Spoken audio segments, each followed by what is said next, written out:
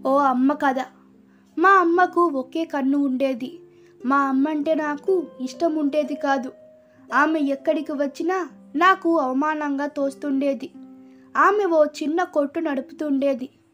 ఒకరోజు మా అమ్మ నాకు చెప్పకుండా నన్ను కలుసుకోవడానికి స్కూల్కి వచ్చింది. ఇక అప్పటి నుంచి చూడండి, మీ అమ్మ ఒంటి కన్నుది అని స్నేహితులందరూ ఒకటే వెక్కిరింతలు, అవిహేనలు. అలా ఆమె ఎక్కడికి వచ్చినా నాకు అవమానాలే. అసలు ఈమె కడుపులో నేను ఎందుకు పుట్టానబ్బా అనిపించేది ఒకసారి నాకు. అసలు ఆమె ఈ లోకం నుంచే ఒకసారిగా అదృశ్యమైపోతే బావుణ్ణు. అమ్మా, నీ రెండో కన్ను ఎక్కడికి పోయింది? నీ వల్ల నేను అందరికీ చులకనైపోయాను. నువ్వు చచ్చిపో, కోపంగా అరిచేసేవాణ్ణి. ఆమె ముఖంలో నిరపేక్ష తప్ప ఇంకేమీ కనిపించేది కాదు. నాకు మాత్రం చిర్రెత్తుకొచ్చేది. అయినా సరే, అమ్మను అలా మాట్లాడినందుకు మాత్రం నాకు ఎక్కలేని సంతోషంగా ఉండేది. ఆమె నన్ను ఎప్పుడు దండించలేదు కాబట్టి ఆమె నేను అంతగా బాధ పెట్టానో నాకు తెలియదు. ఓ రోజు రాత్రి యథాప్రకారం అమ్మను నానా మాటలు అనేసి నిద్రపోయాను. మధ్యలో దాహం వేసి మెలకువ వచ్చింది.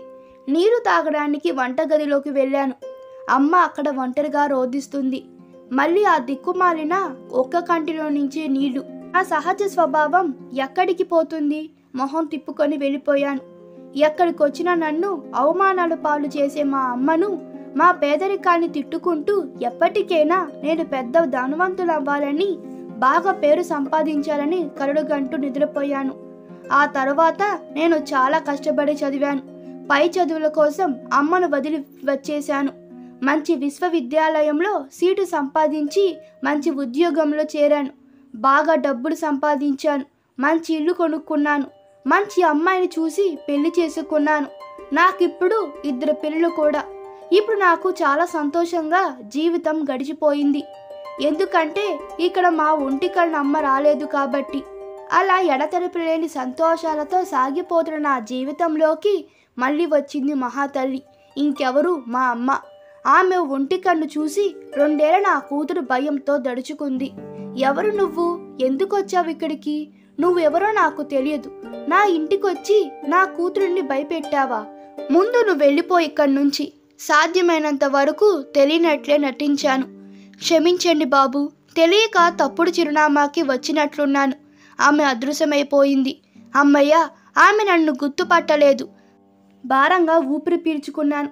ఇంకా ఆమె గురించి జీవితాంతం పట్టించుకోవసరం లేదు అనుకున్నాను. కానీ కొద్ది రోజులకు పాఠశాల పూర్వ విద్యార్థుల సమ్మేళనానికి రామ్మని ఒక ఆహ్వాన పత్రం అందించింది నాకు. వ్యాపార నిమిత్తం వెళుతున్నానని మా శ్రీమతికి అబద్ధం చెప్పి అక్కడికి బయలుదేరాను. స్కూల్లో కార్యక్రమం అయిపోయిన తర్వాత నేను మా గుడిసె దగ్గరికి వెళ్ళాను. ఎంత వద్దనుకున్నా నా కళ్ళు లోపల భాగానికి పలకరించాయి. మా అమ్మ ఒంటరిగా కటిక నేల మీద పడి ఉంది. ఆమె చేతిలో ఒక లేఖ నా కోసమే రాసిపెట్టి ఉంది. దాని సారాంశం: ప్రియమైన కుమారునికి, ఇప్పటికే నేను బతకాల్సిన దానికన్నా ఎక్కువే బతికాను. నేనిక నువ్వుండే దగ్గరికి రాను. కానీ నువ్వేనా నా దగ్గరికి వచ్చిపోరా కన్నా. ఏం చేయమంటావు? నిన్ను చూడకుండా ఉండలేకను. కన్నపేగురా తట్టుకోలేకపోతుంది. నువ్వు పాఠశాల పూర్వ విద్యార్థుల సమ్మేళనానికి వస్తున్నావని తెలిసినా నా ఆనందానికి పట్టపగులు లేవు. కానీ నేను మాత్రం నీ కోసం స్కూల్ దగ్గరికి రానులే. వస్తే నీకు మళ్ళీ అవమానం చేసిన దాన్నవుతాను. ఒక్క విషయం మాత్రం ఇప్పటికి చెప్పక తప్పడం లేదు. నువ్వు చిన్న పిల్లాడిగా ఉన్నప్పుడు ఒక ప్రమాదంలో నీకు ఒక కన్ను పోయింది. నా ప్రాణానికి ప్రాణమైన నిన్ను ఒక కంటితో చూడలేకపోయానురా కన్నా. అందుకనే నా కంటిని తీసి నీకు పెట్టమన్నాను. నా కంటితో నువ్వు ప్రపంచం చూస్తున్నందుకు నాకు ఎంత గర్వంగా ఉందో తెలుసా? నువ్వు చేసిన పనులన్నిటికీ నేను ఎప్పుడూ బాధపడలేదు. 1-2 సార్లు మాత్రం వాడు నా మీద కోపడ్డాడంటే నా మీద ప్రేమ ఉన్నట్టునే కదా అని సరిపెట్టుకున్నాను. చిన్నప్పుడు నేను నీతో గడిపిన రోజులన్నీ నా హృదయంలో శాశ్వతంగా నిలిచిపోయే మధుర అనుభూతులు. ఉత్తరం తడిచి ముద్దయింది. నాకు ప్రపంచం కనిపించడం లేదు. నవనడులు కుంగిపోయాయి. భూమి నిలువుగా చీలుకుపోయి అందులో చెప్పలేనంత లోతుకి వెళ్ళిపోయాను. తన జీవితం అంతా నా కోసం ధారపోసిన మా అమ్మ కోసం నేను ఎన్ని కన్నీళ్లు కారిస్తే సరిపోతాయి, ఎన్ని జన్మలు ఎత్తినా ఆమె రుణం తీర్చుకోను. ఈ వీడియో మీకు నచ్చినట్లయితే మీ అభిప్రాయాలు కామెంట్లో తెలపండి. Please like, share and subscribe to my channel. Thank you.